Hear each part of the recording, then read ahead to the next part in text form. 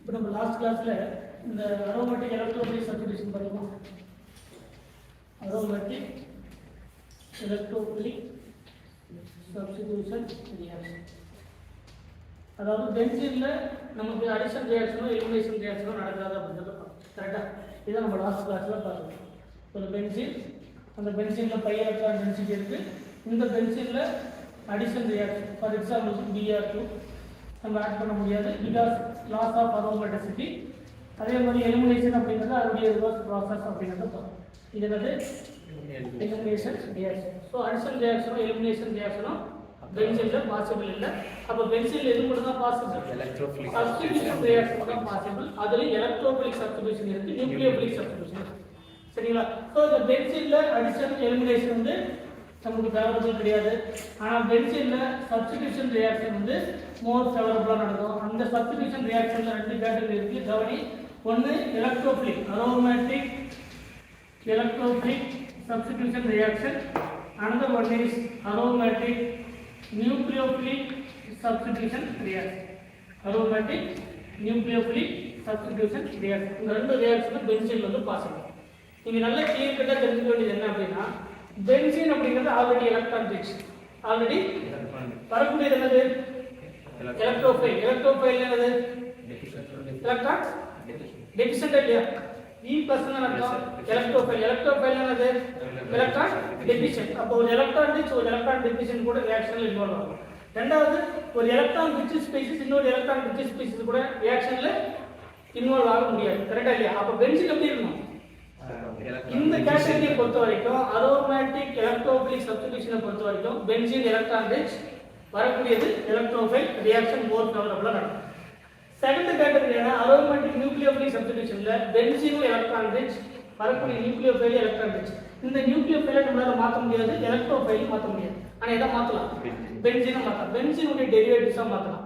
அப்ப பென்சீனுடைய electron density எப்படி இருக்கணும்? கம்மியா இருக்கணும். இங்க வரக்கூடியது ஆல்ரெடி எலக்ட்ரான் ரிச். அப்ப இந்த கேட்டகரியை பொறுத்த வரைக்கும் பென்சீன்ல எலக்ட்ரானை வித்ட்ரா பண்ணக்கூடிய குரூப் இருக்கு. சரிங்களா? இந்த ரெண்டு பாயிண்ட் கிளியரா தெரிஞ்சா ஓவராலா இருக்கக்கூடிய ரெண்டு டாபிக் ரொம்ப முக்கியமான டாபிக்.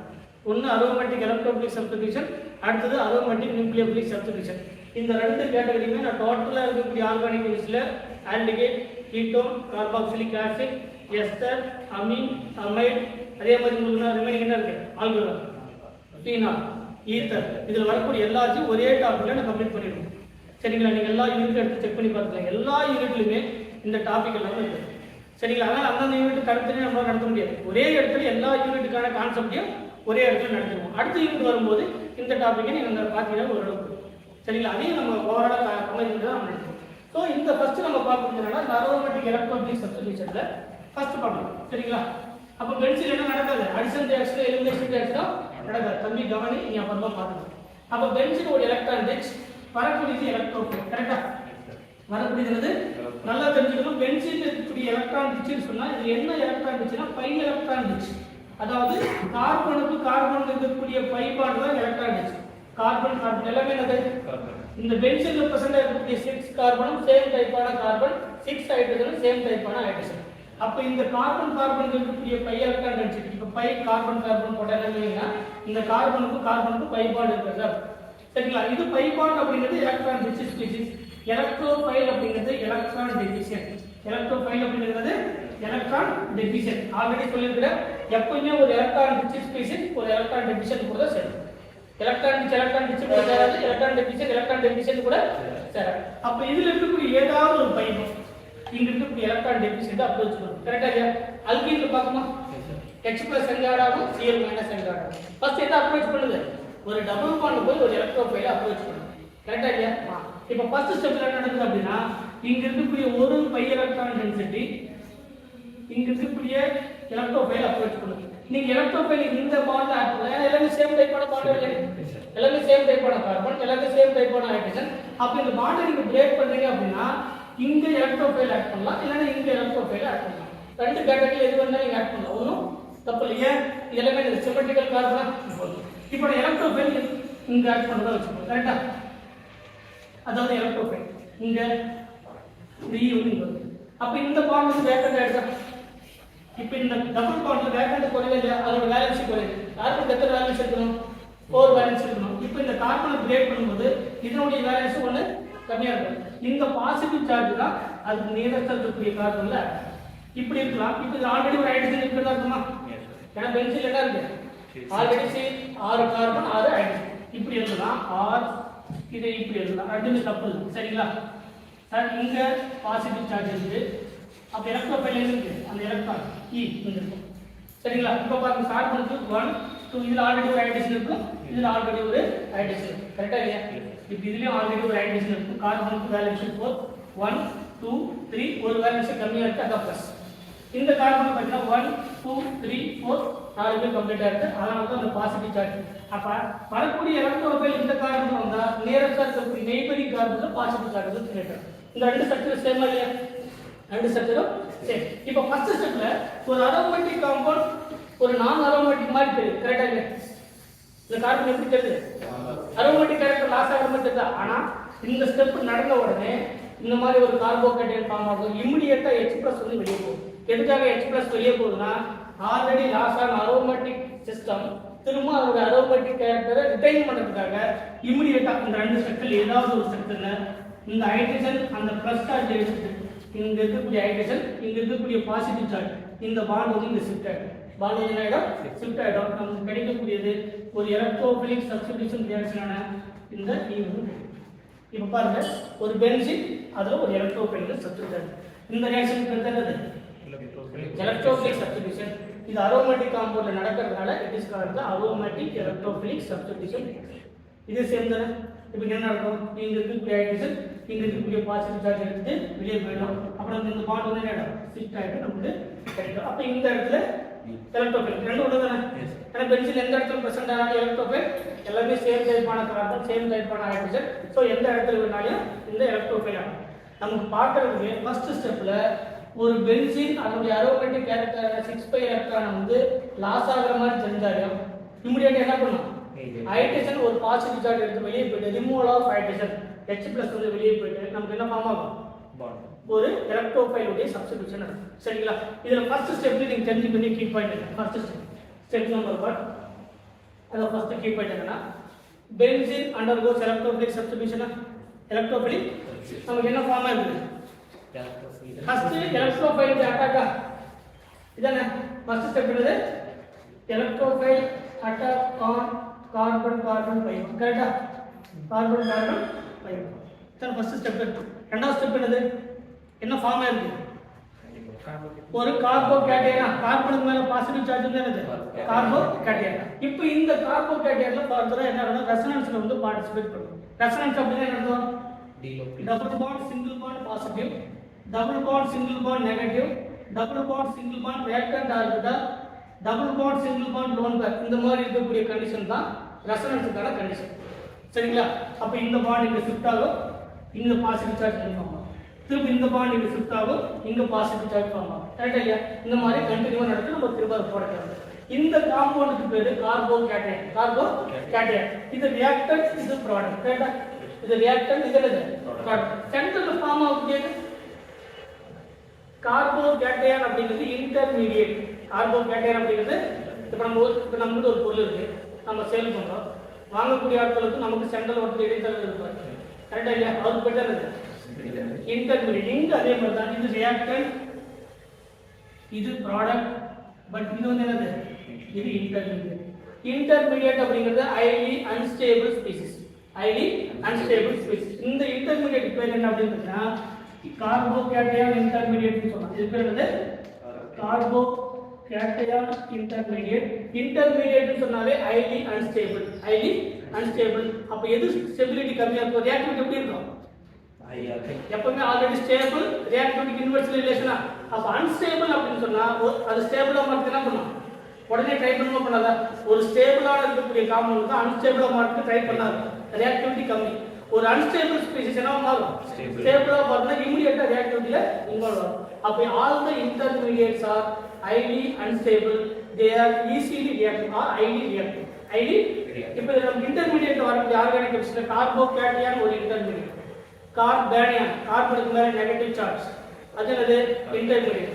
கார்பன் ஃப்ரீ ரேடிக்கல், கார்பனுக்கு மேல ஒரே ஒரு எலக்ட்ரான் இருக்கக்கூடியது, இது எல்லாமே என்னது இன்டர்மீடியட். இன்டர்மீடியட் எல்லாமே என்னது ரெண்டு point, highly unstable more reactive, highly unstable more reactive. அப்ப இந்த கார்போகேட்டைன் இருக்கிறதுனால இது ஹைலி அன்ஸ்டேபிள்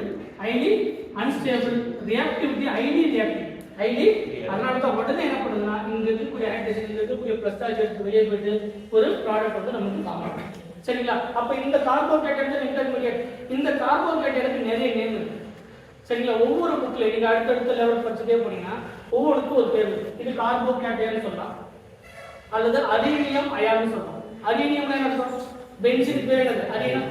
பென்சின் பேர் என்னது? அலீன். அதனால அதுக்கு மேல பாசிட்டிவ் சார்ஜ் இருக்குனால அது பேர் என்னது? அலீனியம் அயான். அலீனியம் அயான். அதுக்கு இன்னொரு பேர் இருக்கு. இங்க இதெல்லாம் சிக்மா பாண்டா, இதெல்லாம் என்னது sigma bond. So sigma complex சொல்லலாம். காம்ப்ளெக்ஸ் அப்படினா அந்த பாசிட்டிவ் சார்ஜ் அது நெகட்டிவ் சார்ஜ் ஃபார்ம் பண்ணக்கூடிய காம்ப்ளெக்ஸ், அல்லது பை காம்ப்ளெக்ஸ் சொல்லலாம். ஏன் இந்த பை பாண்ட் பார்ட்டிசிபேட் பண்ணுதா இல்லையா? அதுக்கு இன்னொரு பேர் என்னது? Pi complex. அது இன்னொரு பேர் என்னது? Pi complex. அதுக்கு இன்னொரு பேர் இருக்கு, வீலேண்ட் இன்டர்மீடியட். அது பேர் என்னது? Wheland intermediate. ஏன் வீலேண்ட் இன்டர்மீடியட் சொல்றோம்? அதை கண்டுபிடிச்சதுக்கு பேரு வீலேண்ட். சரிங்களா? அலீனியம் அயான் அல்லது sigma complex or pi complex or carbocation அல்லது வீலேண்ட் இன்டர்மீடியட். இந்த இன்டர்மீடியட் தான் அதை கண்டுபிடிச்சதுக்கு பேரு வீலேண்ட். அதனால அது பேர் என்னது? Wheland intermediate. இதெல்லாம் இந்த இன்டர்மீடியட்டுக்கான நேம். இன்டர்மீடியட்டுக்கான நேம். அப்ப முதல்ல ஒரு benzene electrophilic substitution first step நடக்குது. அதாவது அட்டாக்கிங் ஆஃப் எலக்ட்ரோஃபைல். ஒரு எலக்ட்ரோஃபைல ஒரு பை எலக்ட்ரான் டென்சிட்டி அட்டாக் வந்து ஒரு இன்டர்மீடியட் வந்து ஃபார்ம் ஆகுது. இந்த இன்டர்மீடியட் வந்து highly unstable highly reactive species. கரெக்ட்டா? இமிடியேட் எக்ஸ்பிரஸ் வந்து ஃபார்ம் பண்ணுது. நமக்கு என்ன ஃபார்ம் ஆகுது? ஒரு ப்ராடக்ட் வந்து கிடைக்கும். அப்ப இன்டர்மீடியட் ஃபார்ம் ஆனதுமே இந்த இன்டர்மீடியட் அப்படிங்கற பிராக்கெட்ல என்னது? Highly unstable. Highly unstable. Unstable அப்படினா என்ன அர்த்தம்? More reactive. இதனால கிளியரா தெரிஞ்சுக்கணும். சரிங்களா? அன்ஸ்டேபிள் சொன்னா மோர் ரியாக்டிவ், ஸ்டேபிள் சொன்னா லீஸ்ட் ரியாக்டிவ். ஸ்டேபிள் சொன்னா என்னது? Least reactive. இது லீஸ்ட் ரியாக்டிவ். அதனால மெதுவா இந்த pi electron density electrophile approach பண்ணுது, ஒரு கார்போகேட்டைன் ஃபார்ம் ஆகுது. கார்போகேட்டைன் இன்டர்மீடியட் ஹைலி அன்ஸ்டேபிள் இமிடியேட்டா ஃபார்ம் பண்ணி அப்ப இந்த ஸ்டெப்புக்கு பேரு ஸ்லோ ஸ்டெப். ஏன் ஸ்லோ ஸ்டெப்? இது ஸ்டேபிள். அப்ப ரியாக்டிவ் எப்படி இருக்கும்? ஸ்லோவா இருக்கும். இது என்னது? அன்ஸ்டேபிள். ரியாக்டிவ் எப்படி இருக்கும்? ஃபாஸ்ட். அப்ப ஃபர்ஸ்ட் ஸ்டெப் என்னது? Slow step. ஃபர்ஸ்ட் ஸ்டெப் என்னது? Slow step. செகண்ட் ஸ்டெப் என்னது? Fast step. அந்த ஸ்லோ ஸ்டெப் தான் ரேட் டிட்டர்மைன் பண்ணக்கூடிய ஸ்டெப். இப்போ இங்க இருந்து ஒரு எலக்ட்ரான் மூவ் ஆகுதுன்னு வெச்சுக்கோ, இல்ல இங்க இருந்து ஒரு பஸ் இந்த இடத்துக்கு வருது அப்படினா நமக்கு வரக்கூடிய அந்த ஸ்பீட் வந்து ஸ்லோவா இருக்கிறதுனால இந்த பஸ் எப்படி வருது அப்படிங்கறது நம்ம சொல்லணும். ஒரு பஸ் வந்து 1000 km ஸ்பீட்ல வருது. நம்ம பாருங்க பைக் ரேஸ்லாம் பாத்துறீங்களா இல்லையா? fraction of second ஒரு பைக் வந்து போயிட முடியுது. கரெக்ட்டா இல்லையா? அப்ப ஸ்லோ ரியாக்ஷன் நம்மளால டிட்டர்மைன் பண்ண முடியும். ஃபாஸ்ட் ரியாக்ஷன் என்ன பண்ண முடியாது? ஹைலி ஃபாஸ்ட் ரியாக்ஷன் நம்மளால டிட்டர்மைன் பண்ண முடியாது. சோ இந்த ரியாக்ஷனுடைய rate depending on the slow step. அதனால தான் இந்த ஸ்லோ ஸ்டெப் பேர் என்னன்னா ரேட் டிட்டர்மைனிங் ஸ்டெப். இந்த ஸ்டெப் பேர் என்னது? RDS ஸ்டெப் சொல்றோம். அப்படியே அர்த்தம். இந்த ரியாக்ஷனுக்கு இந்த ஸ்டெப் மட்டும் தான் நம்மளால ஐடென்டிஃபை பண்ண முடியும். இந்த ஸ்டெப் என்ன பண்ண முடியாது? ஃபாலோ பண்ண முடியாது. So slow step is called the rate determining step. சரிங்களா? இப்படி தான் நடக்கும். அப்ப தேர்ட் ஸ்டெப்ல தேர்ட் பாயிண்ட் என்னது? Removal of hydrogen. Removal of hydrogen. Hydrogen எதுக்காக ரிமூவ் ஆகுது? retain their aromatic character. retain their ஏதாவது பென்சீனுடைய aromatic character லாஸ் ஆகுற மாதிரி தெரியுது, பட் லாஸ் ஆகுறதுல திரும்ப என்ன ஆயிடுது? அதோட aromatic character retain ஆயிடுது. அப்ப புரோட்டான் வெளிய போறதுக்கான ரீசன் என்னன்னா retain their aromatic character. retain their aromatic character. இப்படிதான் ஒரு எலக்ட்ரோஃபிலிக் சப்ஸ்டிடியூஷன் ரியாக்ஷன் நடக்கும். எலக்ட்ரோஃபிலிக் சப்ஸ்டிடியூஷன் ரியாக்ஷன் இப்படி தான் நடக்கும். இது ஓவரால் ரியாக்ஷன் இப்படி தான். சரிங்களா? இதே ஸ்டெப் வந்து எல்லா ரியாக்ஷனும் நடக்கும். சரிங்களா? இப்ப இந்த பென்சீன்ல நார்மல் பென்சீன் இருக்கு, பென்சீனுடைய டெரிவேட்டிவ்ஸ் இருக்கு. அடுத்து வந்து பென்சீனுடைய டெரிவேட்டிவ்ஸ். எதெல்லாம் பென்சீனுடைய டெரிவேட்டிவ்ஸ்? உங்களுக்கு தெரிஞ்ச மாதிரி பென்சீன்ல பிரசன்ட் இருக்கக்கூடிய ஃபங்க்ஷனல் குரூப் எல்லாம் அதோட டெரிவேட்டிவ்ஸ். இப்போ உங்களுக்கு குரூப்ல என்ன இருக்கு?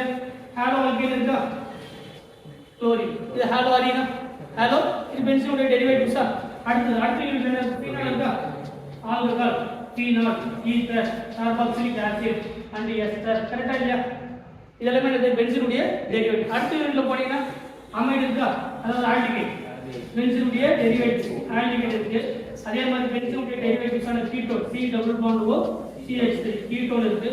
அதே பென்சீனுடைய டெரிவேட்டிவ்ஸ்ல கார்பாக்சிலிக் ஆசிட் அடுத்து அதனுடைய எஸ்டர் COOR அதுக்கப்புறம் அதனுடைய அமீன் அணிலில் வரக்கூடிய நைட்ரோ பென்சீன் அதுக்கப்புறம் அமைடு CONH2 எக்ஸெட்ரா கரெக்டா இதெல்லாம் பென்சீனுடைய டெரிவேட்டிவ்ஸ். அப்ப இது எல்லாமே நார்மலா பென்சீன்ல நடக்கக்கூடிய மாதிரி இதே மாதிரி இதுலயும் என்ன நடக்கும் எலக்ட்ரோபிலிக் சப்ஸ்டிடியூஷன் ரியாக்ஷன் நடக்கும். பட் எதை பொறுத்து நடக்குன்னா இங்க இருக்கக்கூடிய ஃபங்க்ஷன் குரூப்பை பொறுத்து எது மோர் ரியாக்டிவ் எது லீஸ்ட் ரியாக்டிவ் அப்படிங்கறத அடுத்தடுத்து வரக்கூடிய ஒவ்வொன்றையும் நீங்க கிளியரா தெரிஞ்சுக்கணும். அதுக்கு ரெண்டே கீ பாயிண்ட் தான். ஒன்னு எலக்ட்ரான் டொனேட்டிங்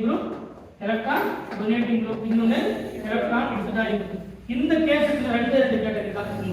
ஒன்னு எலக்ட்ரான் டொனேட்டிங் குரூப்பா இருக்கலாம் இல்லைன்னா என்னது எலக்ட்ரான் வித்ட்ராயிங் குரூப்பா இருக்கலாம். இங்கே நீங்க கிளியர் கட்டா பாயிண்ட் தெரிஞ்சுக்கலாம். இப்போ பென்சீன் எப்படி இருக்கணும் எலக்ட்ரான் ரிச்சா இருக்கணுமா? நம்ம பார்க்கக்கூடிய ரியாக்ஷன் எல்லாமே என்னது எலக்ட்ரோஃபிலிக் சப்ஸ்டிடியூஷன். அப்ப பென்சீனுடைய எலக்ட்ரான் டென்சிட்டி இத பை எலக்ட்ரான் டென்சிட்டியா எலக்ட்ரான் ரிச்சா இது இன்னும் எலக்ட்ரான் ரிச்சானா ரியாக்ஷன் ஃபாஸ்டா நடக்குமா நடக்காது? நடக்கலையா? ஆல்ரெடி என்ன சொல்லியிருக்கேன் ஒரு எலக்ட்ரான் ரிச் ஸ்பீசிஸ் ஃபர்தரா இன்னும் எலக்ட்ரான் டென்சிட்டி அதிகமானா ரியாக்ஷன் இன்வால்வ் ஆகும். ஒரு எலக்ட்ரான் டெபிசிட் இன்னும் எலக்ட்ரான் டெபிசிட்டா மாறினா அப்போ ரியாக்ஷன் இன்வால்வ் ஆகும். கரெக்டா இல்லையா? அப்ப பென்சீன்ல ஒரு எலக்ட்ரான் டொனேட்டிங் குரூப் வந்து பிரசன்ட் ஆயிடும். எலக்ட்ரான் டொனேட்டிங் குரூப்னா ஆல்ரெடி பென்சீன்ல எலக்ட்ரான் டென்சிட்டி இருக்கு, இன்னும் எலக்ட்ரானை கொடுக்கக்கூடிய குரூப் இருக்கு. அந்த பென்சீனுக்கு மேல இருக்கக்கூடிய குரூப்ல எலக்ட்ரானை கொடுத்துட்டே இருக்கு. அப்ப பென்சீனோட எலக்ட்ரான் டென்சிட்டி என்ன ஆகும் அதிகமாகும். பென்சீனோட எலக்ட்ரான் டென்சிட்டி அதிகமாகும். அப்ப ரியாக்ஷன் என்ன ஆகும் ஃபாஸ்டா. இப்போ பென்சீன்ல ஒரு எலக்ட்ரான் வித்ட்ராயிங் குரூப் பிரசன்ட் ஆயிடும். ஆட் ஆனா அன்ஸ்டேபிள் ஆயிடும். அத பின்னாடி சொல்றேன் மெக்கானிசம் சொல்றேன். இப்போ benzene pi electron density electron rich கரெக்ட்டா? பென்சீன்ல எலக்ட்ரானை ப்ரொவைட் பண்ணக்கூடிய குரூப். இப்போ ஃபார் எக்ஸாம்பிள் ஒரே ஒரு இது மட்டும் சொல்றேன். பென்சீன் இருக்கு, இந்த பென்சீன்ல electron donating group. Electron donating குரூப்னா பென்சீன் என்ன பண்ணுது எலக்ட்ரானை கொடுக்கும். அப்ப பென்சீனோட எலக்ட்ரான் டென்சிட்டி என்ன ஆகும் அதிகமாகும். அப்ப பென்சீன்ல ஆல்ரெடி 100 ரூபாய் இருக்குன்னா இது 150 ரூபாய் மாறும். எலக்ட்ரான் 100 எலக்ட்ரான் இருக்கு அப்படின்னா இப்போ ஒரு 200 எலக்ட்ரான்ஸா மாறுது. வரக்கூடிய என்னது எலக்ட்ரோஃபைல். எலக்ட்ரோஃபைல் என்ன அர்த்தம் எலக்ட்ரான் டெபிசிட். ஆல்ரெடி சொல்லியிருக்கிறேன் ஒரு எலக்ட்ரான் டெபிசிட் எலக்ட்ரான் ரிச் கூட தான் சேரும். 100 எலக்ட்ரான் இருக்கக்கூடிய எலக்ட்ரான் ரிச் கூட சேருமா 200 எலக்ட்ரான் இருக்கக்கூடிய எலக்ட்ரான் ரிச் கூட சேரும். அது ஆல்ரெடி என்ன சொல்லியிருக்கேன் ரிச்சா இருந்தா மோர் ரிச்சா இருக்கணும், டெபிசிட் இருந்தா மோர் டெபிசிட்டா இருக்கும். அப்ப பென்சீன்ல ஒரு எலக்ட்ரான் டொனேட்டிங் குரூப் பிரசன்ட் ஆயிருந்தா எலக்ட்ரோஃபிலிக் சப்ஸ்டிடியூஷன் மோர் ஃபேவரபிளா நடக்கும். இப்ப பென்சீன்ல ஒரு எலக்ட்ரான் வித்ட்ராயிங் குரூப் வந்து பிரசன்ட் ஆயிருக்கு. எலக்ட்ரான் வித்ட்ராயிங் குரூப்னா எலக்ட்ரான் வாங்கக்கூடிய குரூப். ஆல்ரெடி அதுக்கு 100 ரூபாய் இருக்குன்னா 50 ரூபாய் வாங்கிட்டு இப்போ 50 ரூபாய் தான் இருக்கு. இப்போ என்ன ஆகும் எலக்ட்ரோஃபிலிக் சப்ஸ்டிடியூஷன் படிக்கும். எலக்ட்ரோஃபிலிக் சப்ஸ்டிடியூஷன் ரெண்டே பாயிண்ட்ல புரியுதா? அப்ப எலக்ட்ரான் டொனேட்டிங் குரூப் இருந்தா more favorable to the aromatic electrophilic substitution. electron withdrawing group இருந்தா least aromatic electrophilic substitution. இதில் எல்லா கேட்டகரி எந்த ரெண்டு மட்டும் தான் தெரியணும். எதெல்லாம் எலக்ட்ரான் டொனேட்டிங் குரூப் எதெல்லாம் electron withdrawing group total organic chemistry aromatic electrophilic சப்ஸ்டிடியூஷன்ல ஆன்சர் புரியுதா? எல்லா இதுக்குமே நம்ம கம்ப்ளீட்டா முடிச்சிருக்கோம். இப்போ இது என்ன தெரியணும் உங்களுக்கு இது எலக்ட்ரான் டொனேட்டிங் குரூப்பா வித்ட்ராயிங் குரூப்பா? இங்க இருக்கக்கூடிய எல்லா ஃபங்க்ஷனல் குரூப்லயும் எதெல்லாம் எலக்ட்ரான் டொனேட்டிங் குரூப் எதெல்லாம் எலக்ட்ரான் வித்ட்ராயிங் குரூப் அதை தெரிஞ்சா போதும். எலக்ட்ரான் டொனேட்டிங் குரூப்பா இருந்தா எலக்ட்ரோஃபிலிக் சப்ஸ்டிடியூஷன் எப்படி நடக்கும் ஃபாஸ்டா நடக்கும், அதாவது அதிகமா நடக்கும். எலக்ட்ரான் வித்ட்ராயிங் குரூப் பிரசன்ட் ஆயிருந்தா அதுதான் சரிங்களா? இந்த ரெண்டு கேட்டகரி தெரிஞ்சா aldehyde, ketone, carboxylic acid, ester, amine, amide, phenol, anisole எல்லாத்துக்கும் என்ன பண்ணலாம் இந்த அரோமேட்டிக் எலக்ட்ரோஃபிலிக் சப்ஸ்டிடியூஷனை நம்மளால சொல்ல முடியும். சரிங்களா? ஆனா ஃபண்டமெண்டல் இதுதான். ஒரு பென்சீன்ல வரக்கூடிய எலக்ட்ரோஃபைல் இது எலக்ட்ரான் ரிச் சொன்னா எலக்ட்ரான் டெபிசிட் எப்பவுமே எலக்ட்ரான் ரிச் எலக்ட்ரான் டெபிசிட் கூட தான் சேரும்.